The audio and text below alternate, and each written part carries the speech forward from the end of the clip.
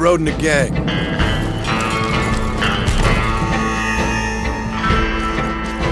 They left me to die after I'd been shot. I left the gang after the gang left me. I tried to go straight. I did. Then I got me more trouble.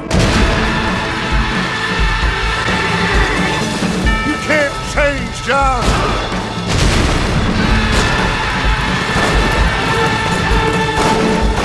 You don't do deals with outlaws, boy. Yeah, you do! You are the bounty hunter, huh? Your country loves to make trouble in mine. Perhaps you come to hunt me, huh? You always did have a high opinion of yourself, John. This is America, where a lying, cheating degenerate can prosper. What will you do now, Mr. Marston? Now I'm gonna take my time and go after him the less kind way. It's gonna be a bloody job. I don't know any other kind.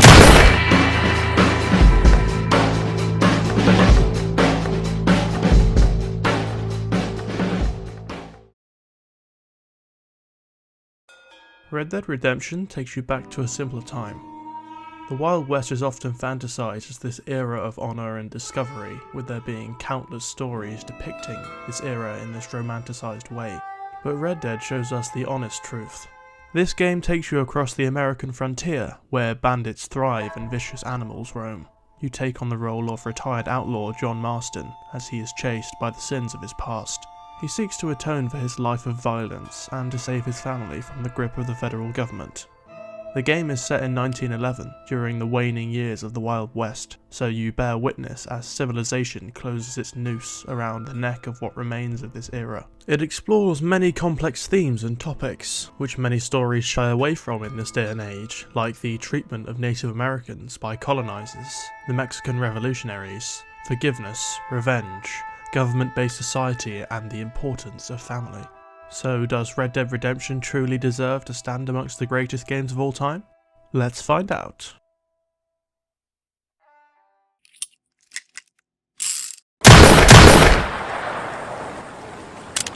The tale of John Marston begins in the heart of civilization, Blackwater. We see John being marched off a ferry and down the street by two conspicuous-looking government agents towards unknown lands to face the sins of his past.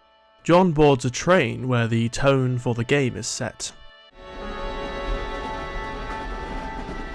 Well, I, for one, am grateful, Mrs. Bush, that they are finally bringing civilization to this savage land. I could not agree with you more, my dear.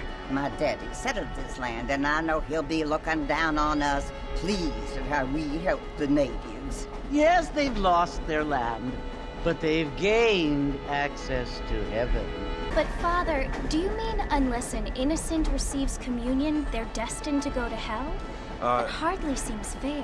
What I mean to say, Jenny, is that there is a great deal of difference between an innocent and a savage. I never thought of it that way. Yes, they lived like animals, but they're happier now.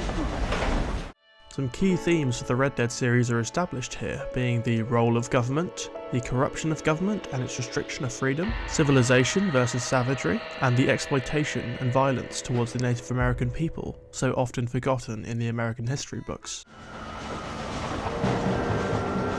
Apparently, Mr. Johns wants to run for governor, which is why he's so concerned with cleaning up the state. Nate Johns. Yes. His family is nothing but hillbilly trash that came here after the war. I don't want to be judgmental, but this state should not be ruled by such a disgusting family. A family without class. Apparently, the Johns family have made a lot of money, and he has a lot of friends in politics. Mrs. Bush, money isn't everything. There are many things that money cannot buy. It seems that money can buy voters, though. A summary of the political situation shows us how corrupt and discriminatory the system is at this time. What you must remember, my dear, is that we have been brought here to spread the word. And the word and civilization, they are the same thing. They are the gifts. It is the opportunity we have, the chance to live among people who are decent and who do not kill each other, and who let you worship in peace. It's so confusing, Father. Sometimes I find it impossible to make the distinction between a loving act and a hateful one. I mean, they often seem to be the same thing. Yes, Jenny, it is confusing. But you only have to ask me if you need help. Indeed. Well, here we are, Mrs. Bush. Armadillo. This opening perfectly establishes core themes and sets the tone for the game, whilst also laying some plot threads to be picked up later on. John disembarks in the bustling town of Armadillo, where he receives his first horse and rides toward Fort Mercer, where his adversary awaits. Once John arrives, we are introduced to Bill Williamson, and the history between Bill and John is on full display.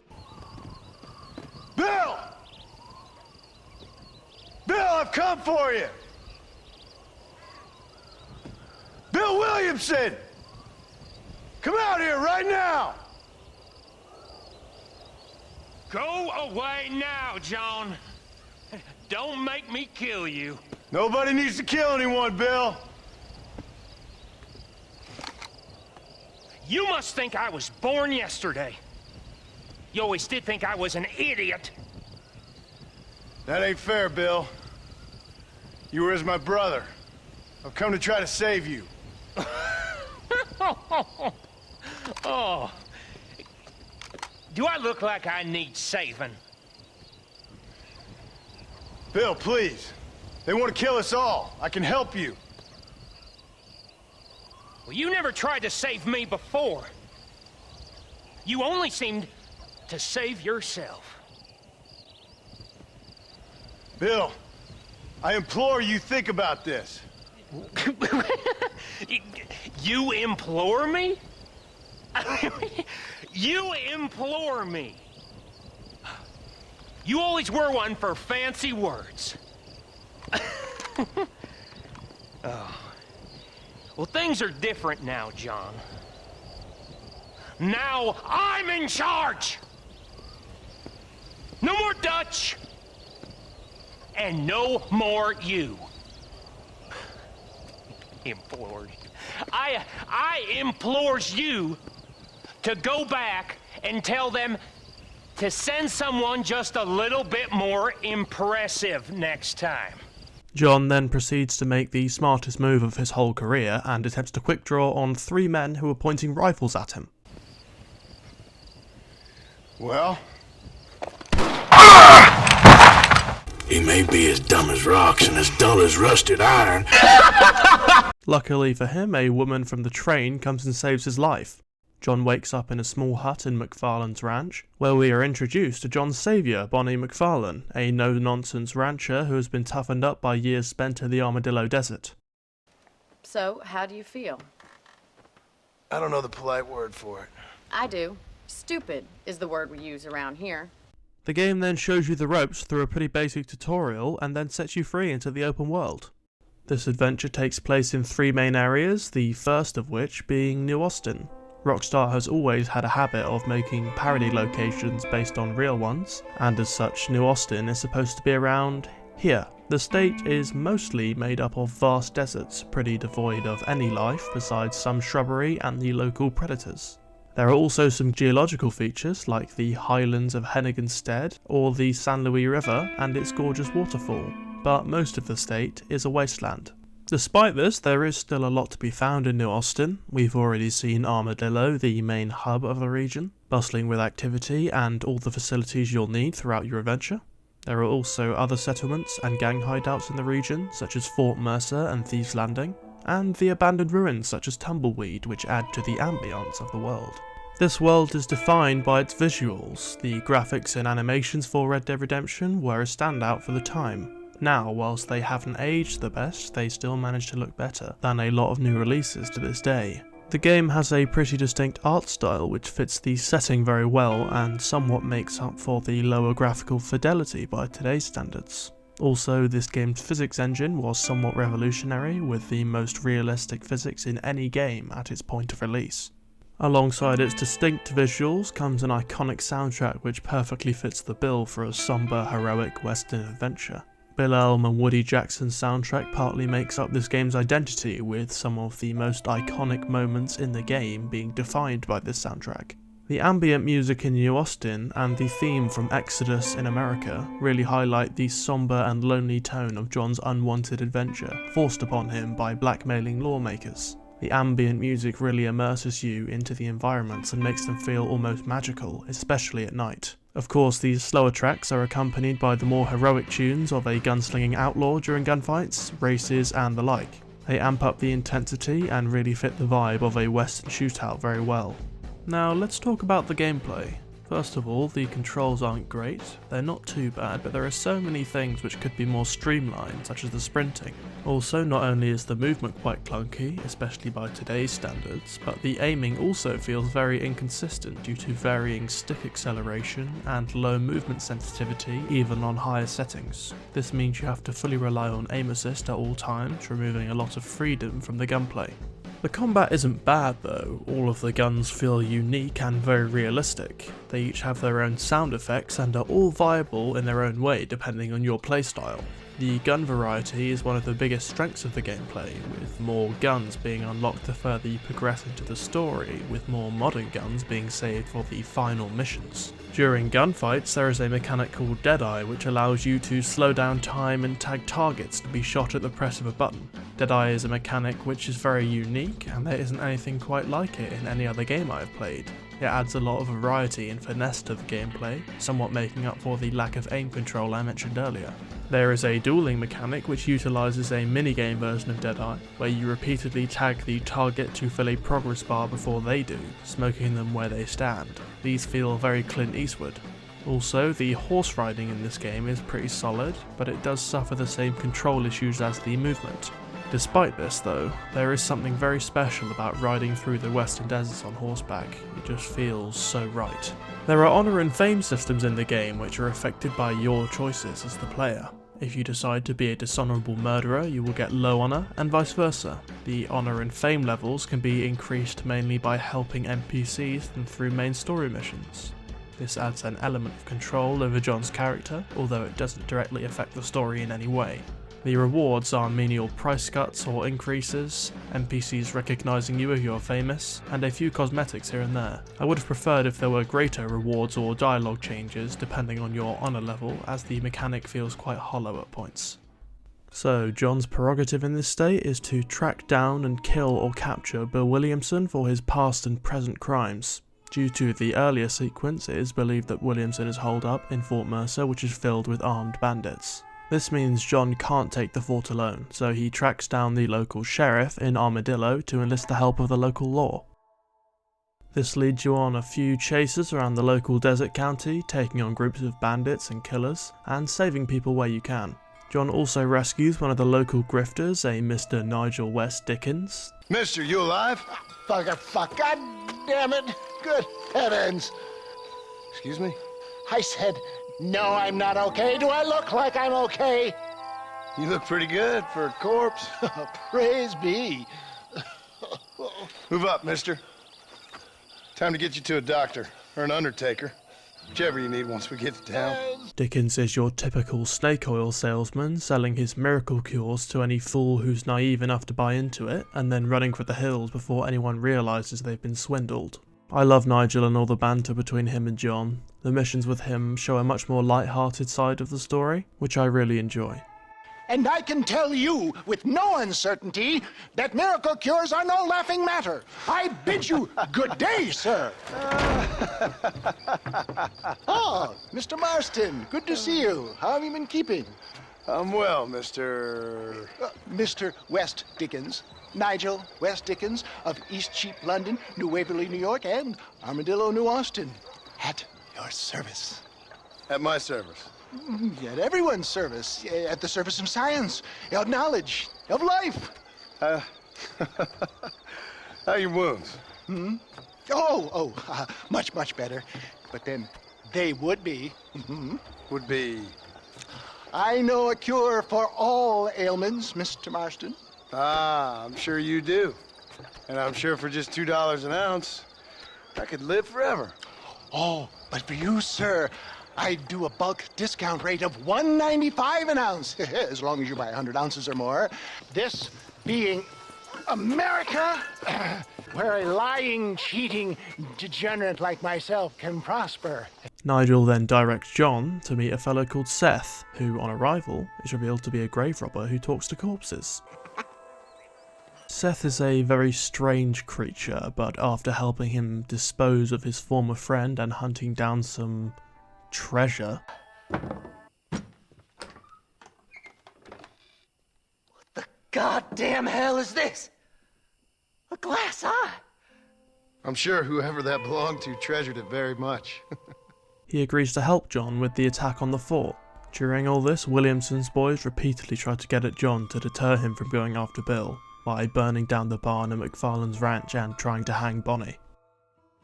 During your adventures across the country, you encounter a mysterious man wearing a black top hat. Do I know you? I hope so. I seem to know you. I'm pretty good at remembering faces. Are you? Do you remember Hattie McCourt's face? Who? She was a girl Dutch Vanderlyn shot in the head on that raid on the ferry a few years back. Same one you got shot on. Pretty girl, until her eye was hanging out by a thread of tendon and her brain was plastered over a wall. Not really. Then why would you remember me, friend? You've forgotten far more important people than me. What's your game, friend? I don't have a game, John. Listen, sometimes I just wish I'd known more about life. Wish I'd had better guidance. A friend of mine is drunk as a skunk in the saloon on Thieves' Landing. I think he's gonna be unfaithful to his dear wife. Why don't you head over there and see if you can advise him how best to proceed? What do you think I am? I know what you are, John. Just if you've got the time, friend. After the man reminds John of some of his past crimes, he directs him to someone who's thinking of cheating on their wife, where you can choose to either stop him and save his marriage, or encourage him to act unfaithfully for your own amusement. This acts as a sort of moral test for John, with the player being able to choose whether John should be an honourable man or not. This isn't the last we'll see of this stranger. After doing a few more things for Mr. West Dickens, he sends you to the drunken Irish arms dealer named Irish. Very creative.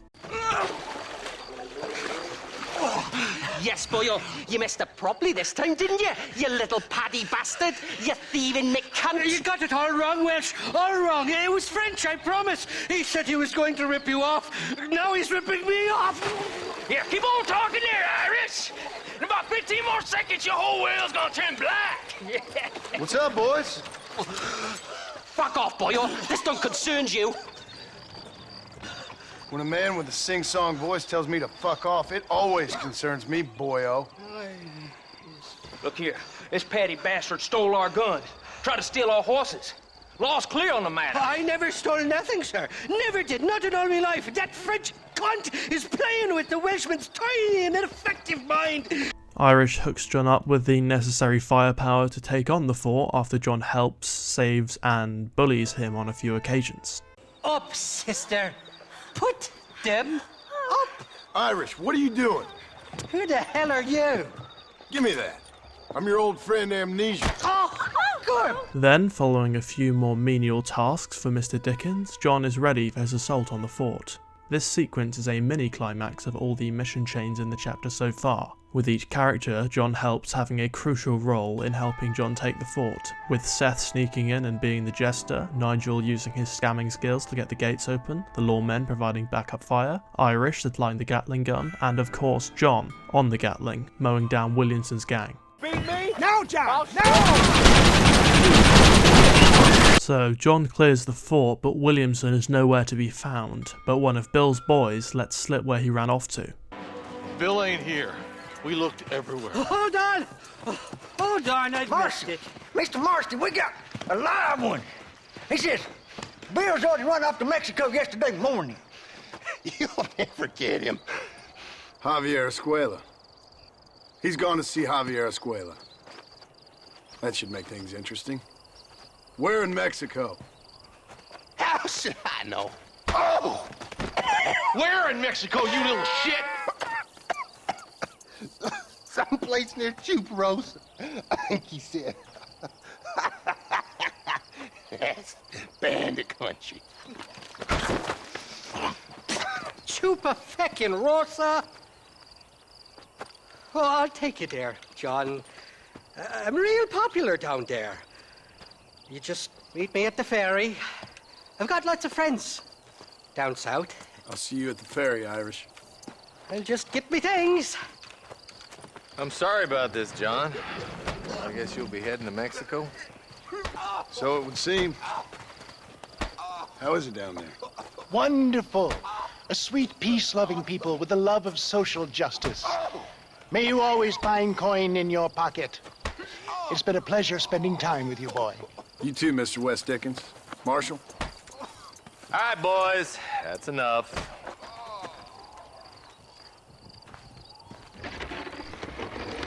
Unfortunately for John, his troubles aren't over just yet, because Mr. Williamson has ran off to Mexico to band together with another former gang member, Javier Escuela, leading John on another quest into unknown lands.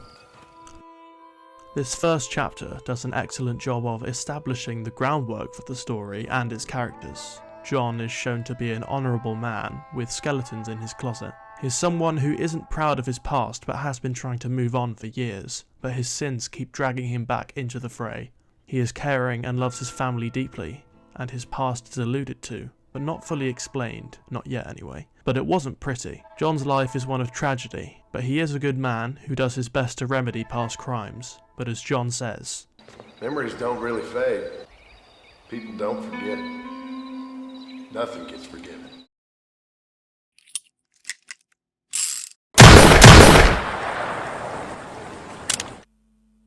Throughout your travels across America and beyond, you can encounter many strangers and help them at your choosing.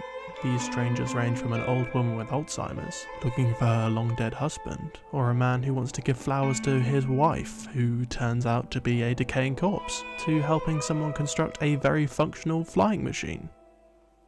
The variety of different strangers and their detailed and sometimes very dark stories add so much to the mythos of Red Dead Redemption. They not only add more story content but help the world feel more lived in and developed, which really adds to the atmosphere of this game. In a similar vein, there are many random events which happen as you ride through the deserts. These usually involve stopping a kidnapping or a horse theft, or dueling a random stranger. These help to make the world feel less empty as you ride through it, and helps break up the sections of riding through desolate lands with nothing interesting going on. These events do have the tendency to get quite repetitive though, as there aren't that many, and most of the unique events are quite similar to each other. If you fancy yourself a bounty hunter, there are also bounty posters you pick up where you track down and kill or capture a target for a cash reward. There are quite a few of these and they are pretty fun in my experience. Each bounty target has different dialogue and a different location from the last, making each one feel different enough from the last so that they don't get stale. Finally, there are a few minigames available, like poker, liar's dice and blackjack, which I personally never bother with, but they are there if you like that sort of thing. All of this side content adds so much more to do whenever you want a break from main story missions and really helps the pacing of the game, and I really appreciate all that it offers.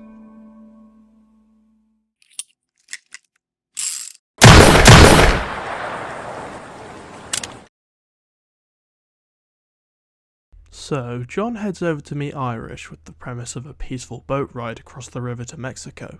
Of course, things never seem to go right for poor John, who proceeds to get ambushed by dozens of disgruntled men who seem to have a problem with Irish.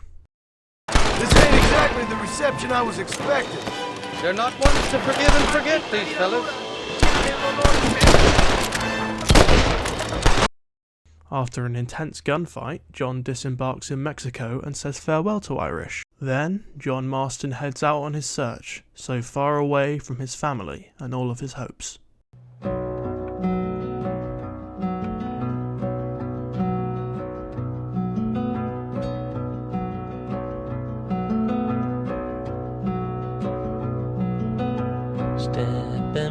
front of a runaway train, just to feel alive again, pushing forward through the night, aching just to lower aside. It's so far away. It's so far away.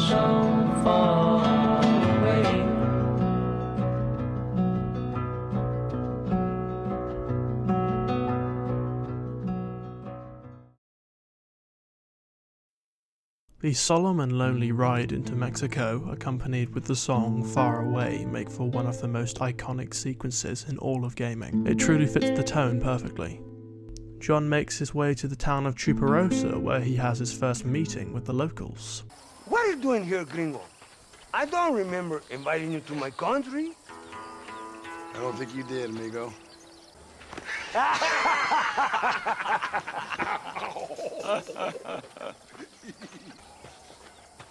Take off the boots, Americano.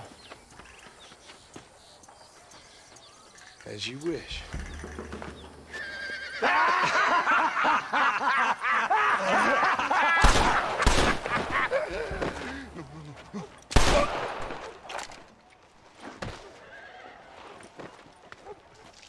Oh, very good. Very good indeed, sir. What a great way to improve border relations. We are then introduced to the famed gunslinger Landon Ricketts, and we are immediately shown that this is a man of honor and skill. A socialist, huh? No wonder you left America. I'm many things. Most of them bad. But a man of political principles? No. Well, then I fear Mexico may not be for you, sir. Don't you worry about me. Oh, but I do worry. An angry man a long way from home, a man who handles a gun as sloppy as you. I can handle a gun okay, partner. Yeah, as long as you're killing quail or peasants. But if you have to face another man, you don't stand a chance. Ricketts mirrors Marston in the way that they both live the life of an outlaw, the difference being that Ricketts managed to escape and leave his past behind, whereas John wasn't so lucky. Who are you? Landon Ricketts. Not a name that means much anymore. Means a little. You were famous when I was a boy. Yeah, killing men's a strange kind of fame. I was the fastest in my time, I must have been. I'm the only one left. Ricketts helps John by helping him improve his shooting and giving him a rundown of the local situation. Mexico is essentially in a state of all-out civil war, with revolutionaries and peasants rising up against their military oppressors. Revolution? Another one? Yeah. Never really ends. This whole place has been a hotbed for revolution since before the Spanish left. Now there's another local guy running around promising the peasants their freedom. Just like the last 2 or 3. Local government, foul bunch. Colonel Allende, he runs this place like a feudal king. He's an awful individual. Is that so? Yeah.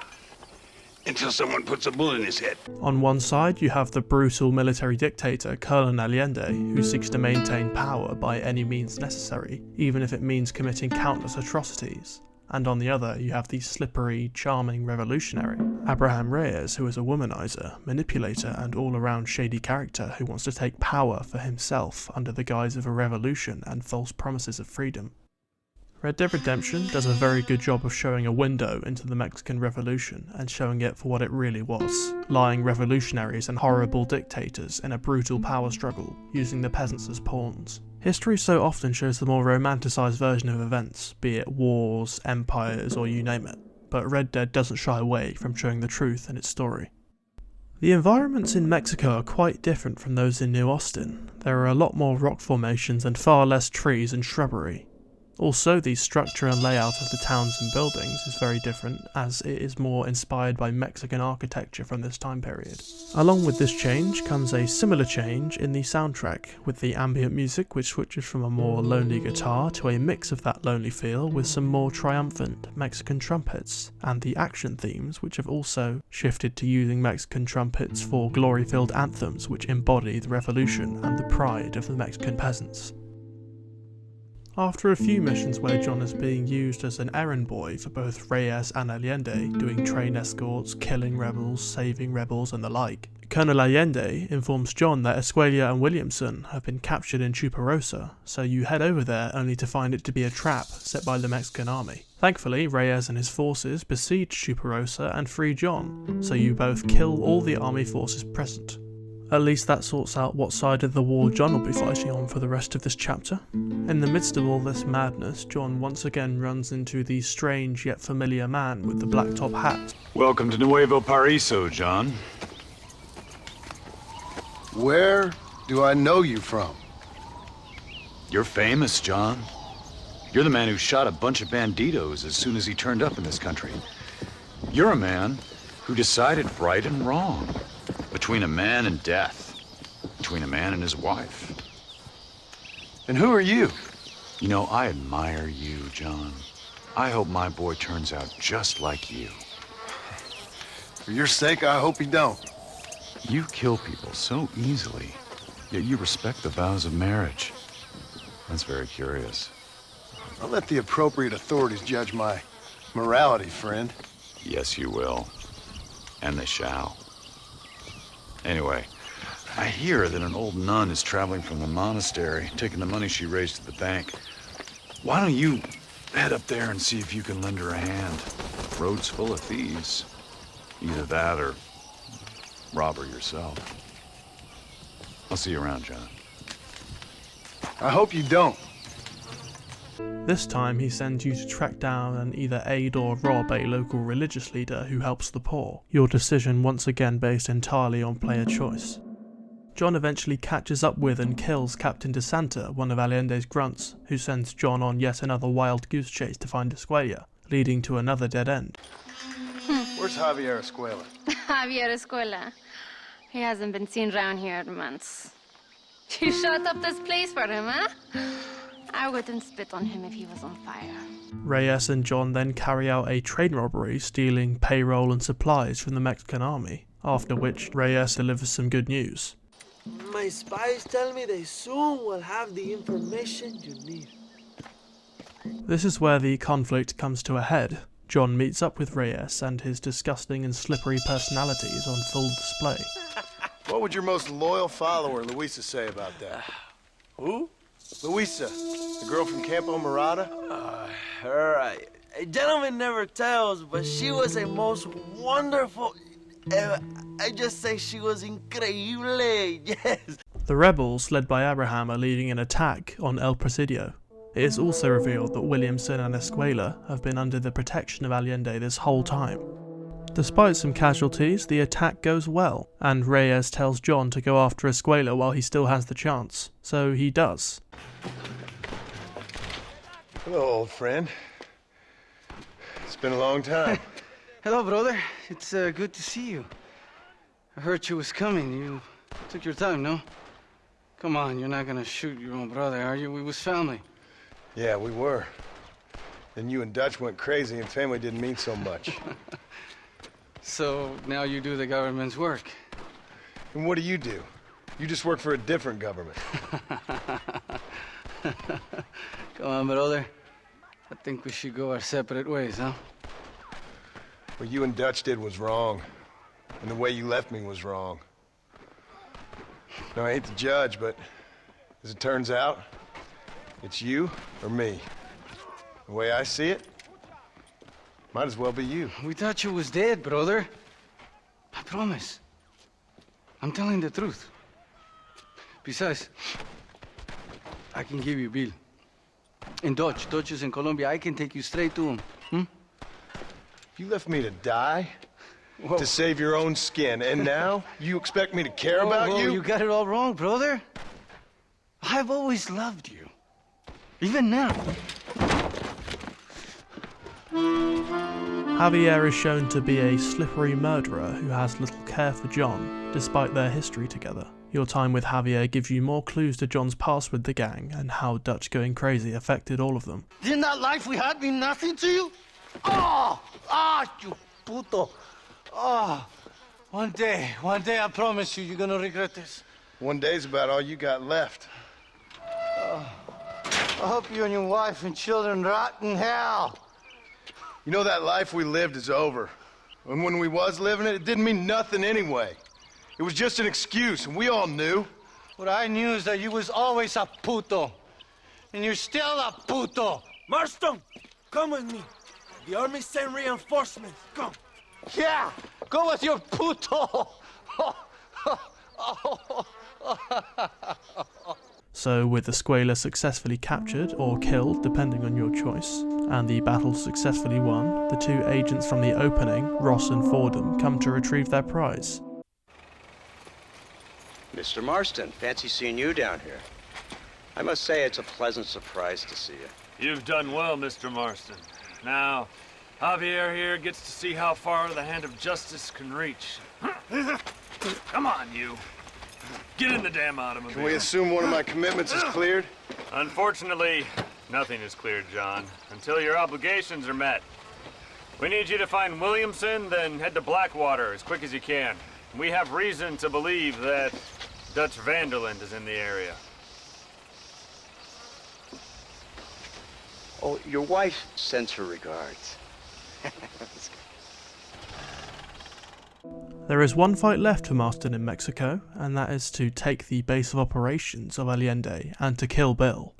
Come on, we can still get to my stagecoach. Go then, I'll cover you. Vámonos, date prisa, cabrón. What the hell are you doing? Find my freedom, pendejo. Now shut up, you dumb ape, and get out of the wagon. Apúrate. I'm coming out. Don't shoot. Here, take Williamson. Just let me live. I will leave the country, I promise. You always was weak-minded. You're the one who let Dutch drive you insane! Dutch wanted you dead. We all did. Well, I'm going after him next. I'll outlive all of you. You always was a traitor. You bastard orphan. And you always was a dumb inbred hick.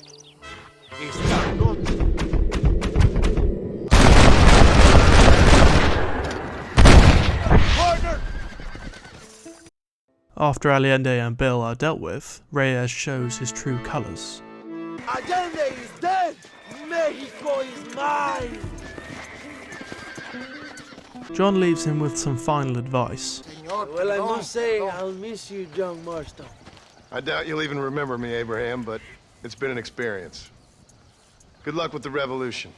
If you win power, remember why you wanted it. Well, travel safely, amigo. Come on. And with Bill dead and Mexico in the hands of Reyes, John heads back to Blackwater in search of old Dutch. This chapter has such a different feel from the first, with everything being so foreign and John being forced to fight in a conflict which is not his own. Not only do you have a different environment filled with many new and colourful personalities, the game manages to also give you an honest commentary on the Mexican Revolution. The contrast between Reyes and Allende and how they both want the same thing, power, eventually leading Reyes to become Allende in the end, is quite stark imagery.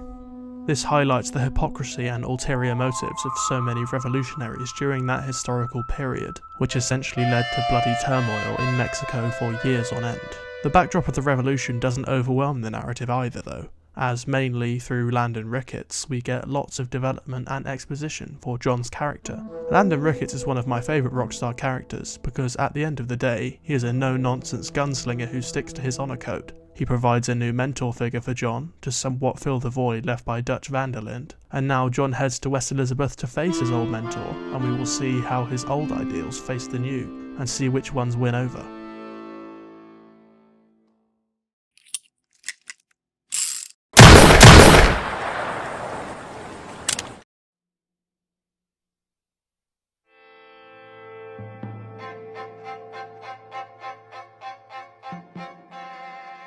As John heads to Blackwater, the tone shifts to something that can only be described as sinister. John being near Blackwater represents John being within the clutches of his past sins and the consequences that they bring. The biggest indicator of this change is the music. Gone are the somber but country-like songs from New Austin and the triumphant anthems of Mexico. These have been replaced with malignant violins and piano chords, symbolising civilization corrupting the land that John walks. Blackwater is the game's largest and most impressive settlement, being a great town with many interactable buildings. You can see a big city bank and the Federal Bureau as the biggest indicators of high society in this area. John is here searching for his former gang leader, Dutch van der Linde. Not much is known about Dutch at this point, other than that he inducted John and other gang members into his gang after saving them from perilous circumstances, had the guise of a teacher and an idealist during John's upbringing, and that he eventually went crazy and became a delusional murderer. We as the player don't really know what to expect from Dutch at this point, given that he had been alluded to with so much exposition, yet not enough for us to imagine what he would really be like. We get our first lead on Dutch as John heads to the Bureau in central Blackwater, where he reunites with Ross, Fordham and Nigel West Dickens. 343. I have a patent for that, sir. This is an outrage. Ah, Mr. Marston. You're alive. Hello, West Dickens. Thought you were headed to Peking. So did I. A long story. But now it seems I'm being put under arrest and charged with narcotic possession or some other such nonsense. Ross, have him release this man. Why? Because he's a harmless old fraud, the kind of man that built this country. And because he helped me get Williamson. Did you hear that, officer? The man's a hero. Let him go. Come on, Marston. Moral degeneracy waits for no man. Let's hurry along. John and Ross have a heated exchange, both threatening each other, until John agrees to help Ross kill Dutch, who they have both been informed is hiding out in a derelict ship with his new gang. Of course, it's never that easy, and when John arrives at the wreck, we find out that it was a trap laid by van der Linde, and the only people they find are some of Dutch's boys and the informant. After taking his boys out and rescuing the informant, John heads back to the Bureau where we meet Professor McDougal, who is studying the Native American problem in the county. Soon after, John returns to the Bureau to find out that Dutch is about to rob the bank in Blackwater, so he and the agents head up to the roof of the building to try and stop him. John heads into the bank, taking out Dutch's men as he goes, and he makes his way to the top floor, which is where we have our first meeting with old Dutch.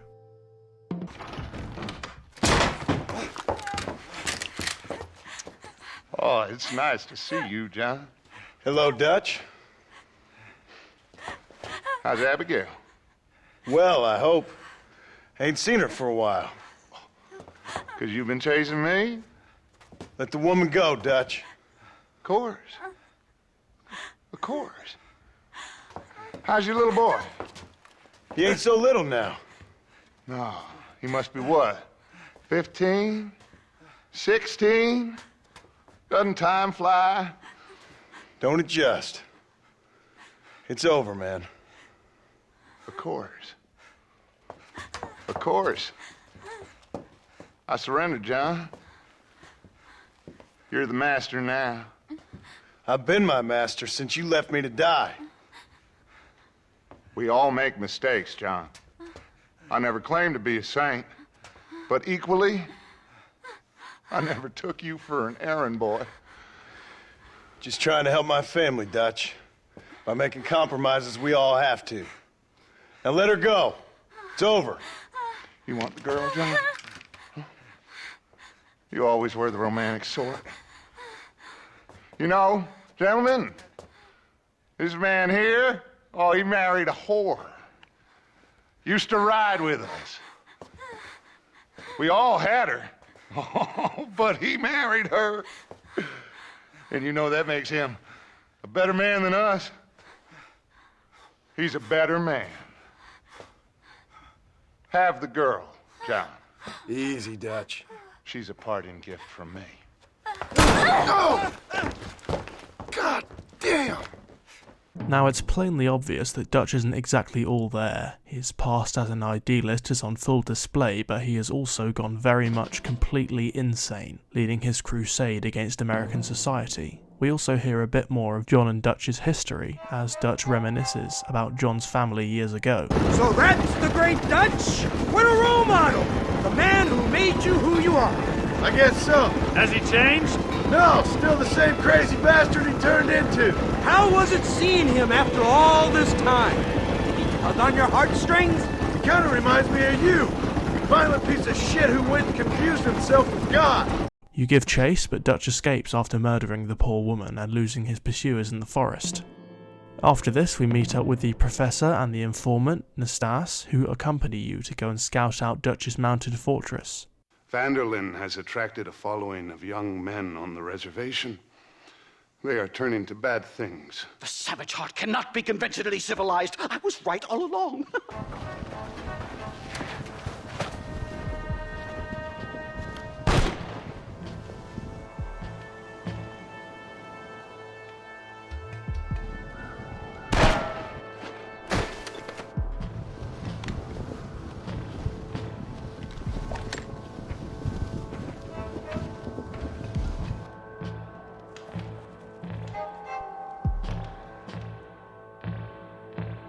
The Professor symbolises American exploitation of and ignorance when it comes to the Native American people. This is on full display throughout your time with him and shows the treatment they faced in a very effective way, with them being treated as subhuman. The Professor embodies the national attitude towards the natives. I've been looking at some blood samples through my microscope, and you know what? No. Oh, well, of course you don't. It's a remarkable breakthrough. I've been looking at the blood of both natives and white men of corresponding height, weight, and age, and you know what? Again, no. They're exactly the same. It's remarkable. It completely refutes my last book. But I'll tell you what, sir. This sabbatical in the field may have been somewhat forced upon me by circumstance, but my scholarship has benefited enormously. Would you like to partake of a syringe of cocaine? I've quite enough for two. Not right this minute, no. So it's a remarkable drug. It entirely restores the ego. It takes one back to a primal state. It helps my thinking enormously. Nastas, come on. Come in, sir. Would you like to take off your slippers? Or skin a rabbit? I know we cannot see the stars, but still my heart is pure, and we meet as equals. These savages must be spoken to simply in metaphors. No, sir. I grew up on a reservation and attended school. Nastas arranges a meeting with some of the natives under Dutch's influence, which doesn't exactly go to plan. Hello, gentlemen. We come in peace. Those words mean nothing coming from people like you. Look at what you've done to us. Look at us! We live like animals, scrabbling in the dirt. Violence isn't the answer. Maybe you live in a different America than we. Men like Vanderlyn will lead you to disaster. I think we've already experienced disaster. The likes which you could only imagine. Put your hands up! We come in peace! Do as he says, Marston. You call this a meeting? Give me your damn weaponry. This is not what we agreed to. You shut your mouth, you treacherous snake! Holy shit! Damn, Dutch! Professor, get down now! With the death of Nastas, John and the Professor retreat back to Blackwater for the time being. John once again returns to the Professor, only to find him packing his bags, ready to return to the safety of high society. This is where we have our next encounter with Dutch. Oh, great heavens above! Is that you, John? Hello, Dutch. I think that's what they call two for the price of one out here in this wonderful place. Maybe so, Dutch. You and your friend there, the Professor, we're gonna kill the both of you. Why you want to do a thing like that? I don't know. Sport, I guess. Fair enough. Why don't I come out there? We fight. Let the Professor go and Send your boys back to their families. Well, that sounds like a beautiful plan, John. Only problem is, my boys here, they already lost their families a long time ago. We aren't thieves, John. We're fighting for something a bit like you. Only we're fighting for an idea, not just for ourselves. That's beautiful, Dutch. You always were a fine speaker. I was. Now, would you kindly send that academic out here so we can show him what we really think about the art of anthropology? Dutch's exploitation of young Native Americans highlights his hypocrisy, as he criticises America for their treatment of the natives in his own monologue, and then uses them as a means to his own ends. After a shootout with Dutch's men, we hear some final words of ignorance from the professor, further reinforcing my earlier point. My research is complete. Much as I thought. There's no civilizing this savage land. I could have told you that for nothing. Ah, but they'll give me a prize in New Haven for this.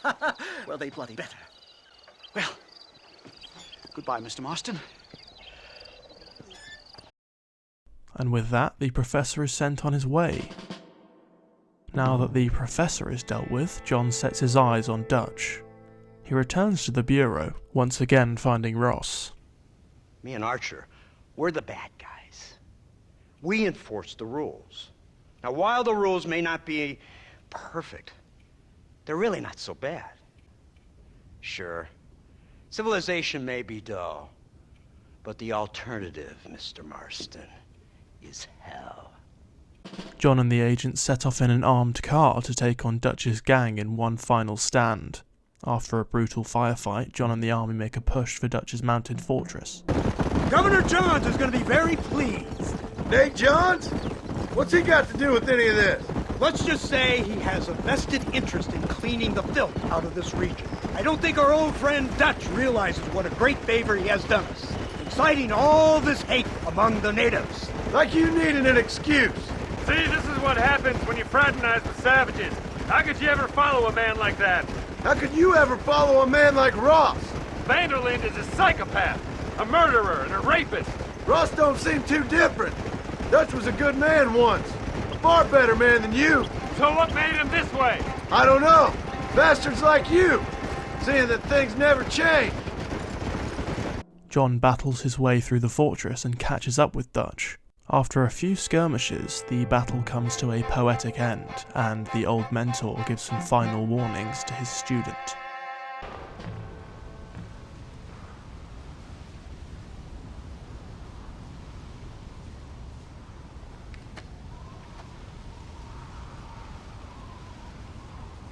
Hello again, John.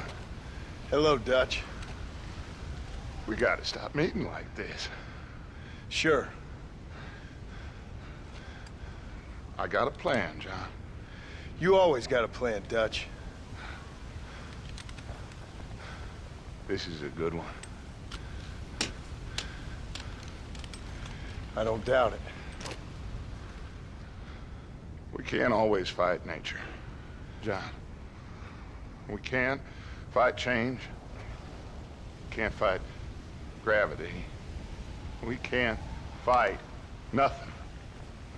My whole life, all I ever did was fight. Then give up, Dutch. But I can't give up, neither. I can't fight my own nature. That's a paradox, John. You see? Then I have to shoot you. When I'm gone, they'll just find another monster. They have to.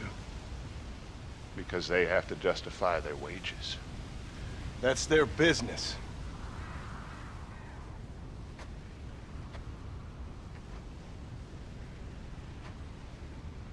Our time has passed, John.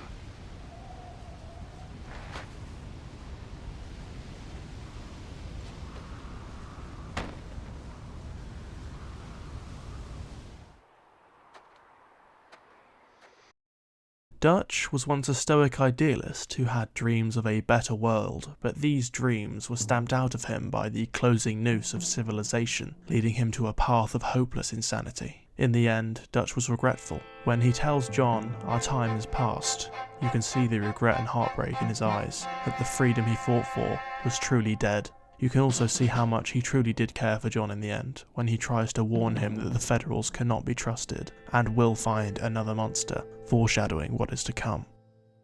With Dutch dealt with, Ross informs Marston that his family has been returned to his ranch, and John heads home to meet them after too long.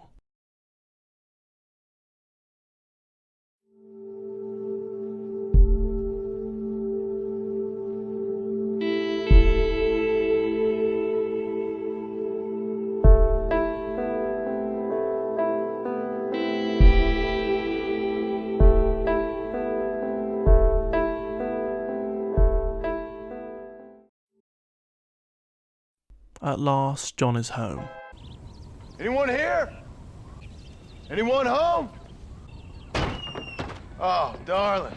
I never thought I'd see this day again. You no-good hillbilly piece of shit! I thought you was dead! I thought you was dead, John, huh? Where you been? Where you been? You know where I've been, darling. You know. You saw Dutch, didn't you? Yeah, I saw him. And Bill? Yeah, I saw him too. And you didn't go back to him? I left that life. Just as you left yours.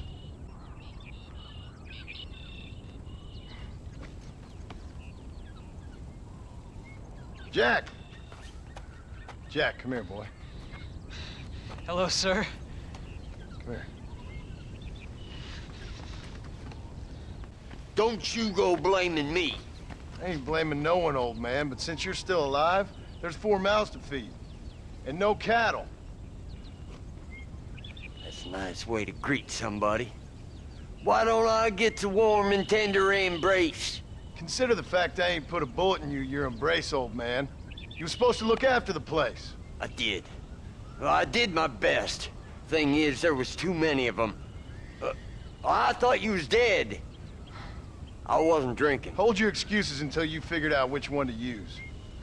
We meet Abigail, John's wife, who is a no-nonsense ex-working girl who is now a protective mother and wife, and Uncle, who is a lazy but loyal old man, whom John entrusted to run his ranch in his absence.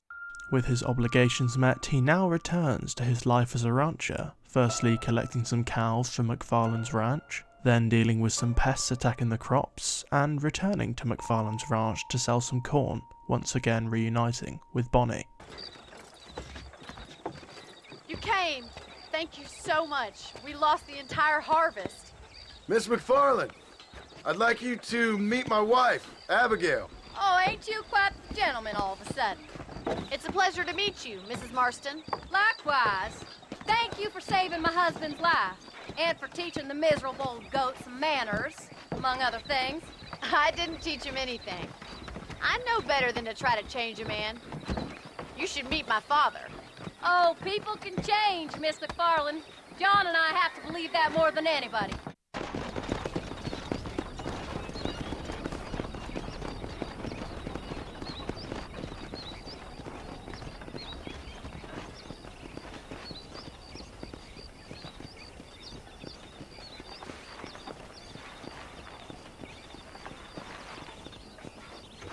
Ma'am?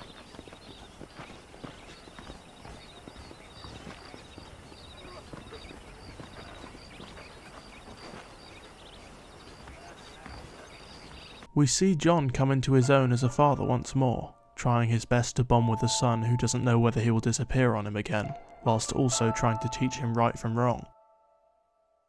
John can have one final encounter with the strange man on the mound overlooking his ranch. Ain't this a beautiful spot? Sure. What are you doing here? My accounts. I'm an accountant. Is that so? In a way. What's your name? You know, it's the darndest thing. I can't remember. Tell me your damn name and where you know me from. Well, I know you from Mexico. I know you from back out west. I know you from all over. Tell me your name or I won't be responsible for my actions. Oh, but you will. You will be responsible.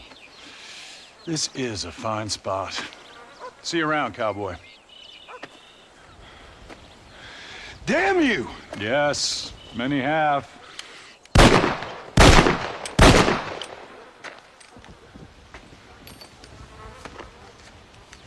Notice how John's gun fires 3 shots, but the 4th bullet jams the gun. This will be important later. The bullets pass through the strange man, and we are left with the mystery of who or what the stranger actually is. He clearly isn't a regular man, and people have theorized anything from a figment of John's imagination to the devil himself. I will come back to this later. Uncle does his best to help John in his own way, so they take the cows out to pasture with Uncle leading the charge, and go capture some new horses. We see John further bonding with his son by teaching him how to hunt. Firstly, they go for more docile elk, but after that they go and take on some wolves. John shares some insight to Jack, and his hopes for his better future. You know, we could be outlaws, you and me. Just imagine it, though. John and Jack Marston, most wanted men in the West. It ain't like they tell it in books, and it ain't no way to live life. It was ugly and brutal. All right, gee, I was only joking around. You'll have a farm of your own. You can read and write. Don't waste your life, son. Don't live like I had to. After taking on the wolves, Jack gets a bit of an ego and goes out after a bear alone, thinking he can take it down no problem. John rushes after him to find him beaten and arrives just in time to save him from the bear's claws and gives him some fatherly advice. Don't be too eager to grow up, son. Ain't as much fun as it looks. It appears John has finally left the life of a gunslinger behind for that of a family man. He cares so much for his wife and son, and would give anything to make sure that his son has a better life than he and Abigail, and not the life of an outlaw. So now that John has his farm up and running and is reunited with his family, he can finally settle down to live out the rest of his days in peace. But the credits don't roll just yet. John, come here! John, come here, quick! Take a look at that.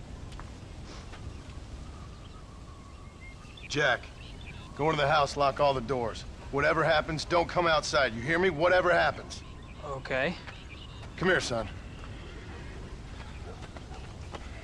Whatever happens, keep the doors locked and your mother inside. Promise me, son. Promise me. Who is it, Pa? It's just some old friends. Me and Uncle take care of it. And you go inside and you keep the doors and the windows locked. I hear you. Then run! Yeah, run, boy. Well, old man, looks like things is about to get settled once and for all. So it seems. It appears Dutch was right, and the Bureau has come for John at last, betraying the agreement they made, and wanting to put him down for his crimes after all. John and Uncle fend off the first wave of soldiers, but Uncle takes a hit. Uncle, are you alright? Damn it! I'm hit! Hang in there, Uncle! I'm gonna get you out of here safe! Ain't time, John. I ain't gonna make it off this porch anyhow. You take Jack and Abby. Take them and... Don't worry about me. Just get him out of here. No! Uncle, please! Oh my God! They killed him! Come on, son! Ain't nothing we can do for him now! John then covers his family as they make a break for the barn, where there are horses for them to make their escape. Once safe inside the barn, John realises that even if he were to run now, there is no escape for him. The Bureau will hunt him to the ends of the earth if they have to. And with his family well on their way, John prepares to make a final stand, where he will claim his redemption. We all get caught eventually, John. I guess the trick is to decide by who. Those who sit on the fence make a choice in their own way. Don't you think, Mr. Marston? Our time has passed, John. I'll tell you what choice I made. I'm a fighter, sir, and I'll fight to the end.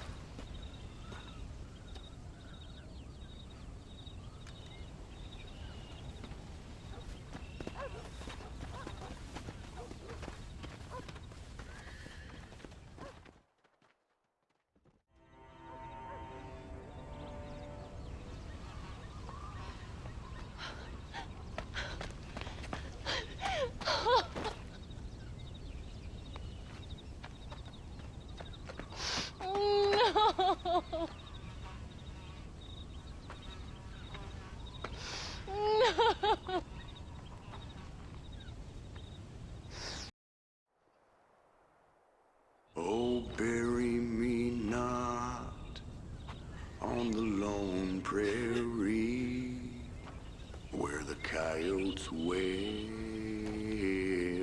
and the wind blows free. And when I die, don't bury me 'neath the western sky on the lone prairie.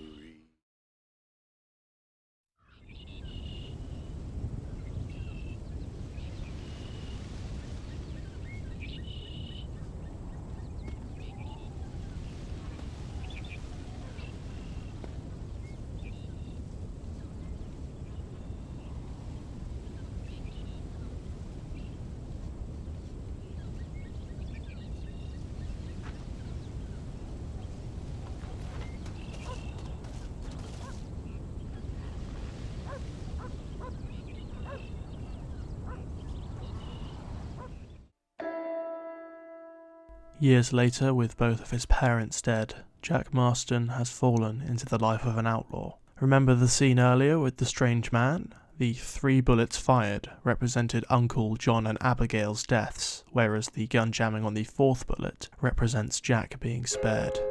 Jack visits Blackwater and asks one of the agents where they can find a certain Edgar Ross.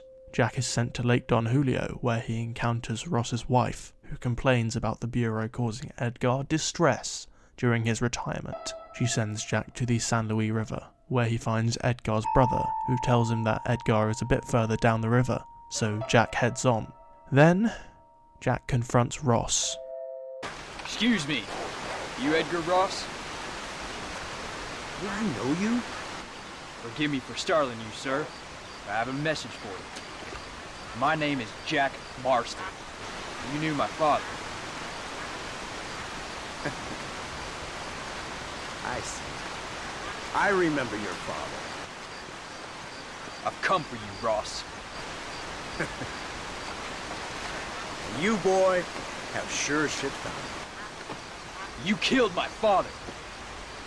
Your father killed himself with the life he lived. You killed him. I saw you. You keep saying that. You sent him to do your dirty work. Then you shot him like a dog. And I'll shoot you like one too, you little piece of trash. Now get out of here before I kill you as well. I ain't going nowhere, old man.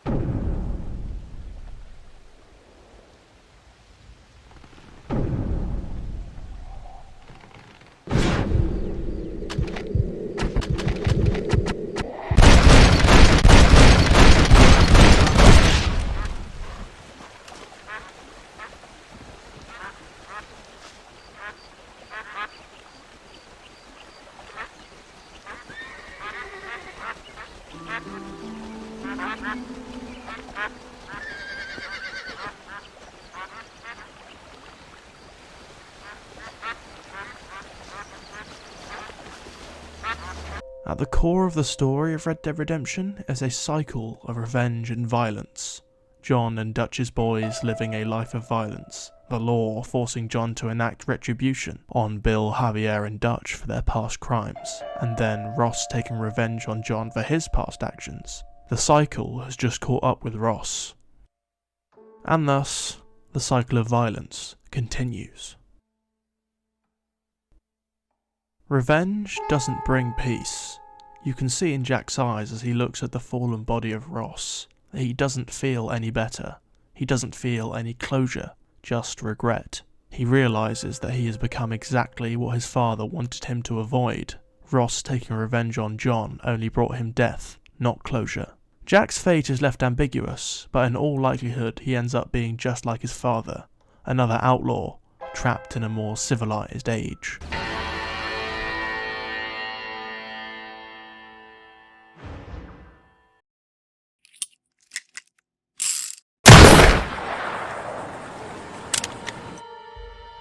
There's no game quite like Red Dead Redemption. Whilst other games are better at certain aspects, Red Dead is consistently good in all areas. The game truly stands the test of time and still outclasses new releases to this day. I've been trying to make this video since the inception of my channel, but no matter what I tried, I felt like I wasn't doing this game justice. I actually played the sequel, Red Dead 2, before I ever touched this game, which is something I regret, as the prequel sequel is written in a way where it is best appreciated by those who have already followed the story of the Marstons and its themes. There are many parallels and connections in the writing, which you can only notice by playing the first game before its prequel. Red Dead 2 went on to become a more successful game than its predecessor, with a large portion of the player base not touching the original before or after, which is such a shame, as they miss out on all the connections and intricacies of the writing. Red Dead 2 is a perfect prequel to this story, as not only does it develop the characters of Dutch, John and the others a lot more, it adds to and strengthens the core themes of revenge and redemption. It also ties in perfectly with this game, and I personally struggle to disconnect the two stories in my brain, even with the graphical differences, because of the attention to detail in the writing and the consistent performances with most of the characters. The sequel received mass critic and player acclaim, and is heralded as one of the greatest games of all time by many, myself included, due to the sheer scope of the game and the quality of its writing. I intend to do a video on Red Dead 2 in the future, and explain why I love it so much, but I have such a personal connection to the game that I need to perfect that video in order to truly do it justice. I often wondered why the Red Dead series were the only notable Wild West era games in recent memory, but the more I think about it, the more obvious it is. Red Dead Redemption is so good that any game released after it in the same vein would just be seen as a cheap attempt to ride off of its success. This game not only pushed the medium forward with a revolutionary physics engine, and the most detailed open world at the point of its release, but it also provided a heart-wrenching, action-packed story which tackles complex themes and has intricately written characters to boot. This game will always have a special place in my heart, and has a full recommendation from me to all of you. If you haven't played Red Dead Redemption, at this point, what are you waiting for? I'd hope I've convinced you to check it out by now. Anyway, that's all I have to say on Red Dead Redemption for now. If you like this video, please consider subscribing to the channel and leaving a like. It really helps. Thank you all so much for watching. Take care.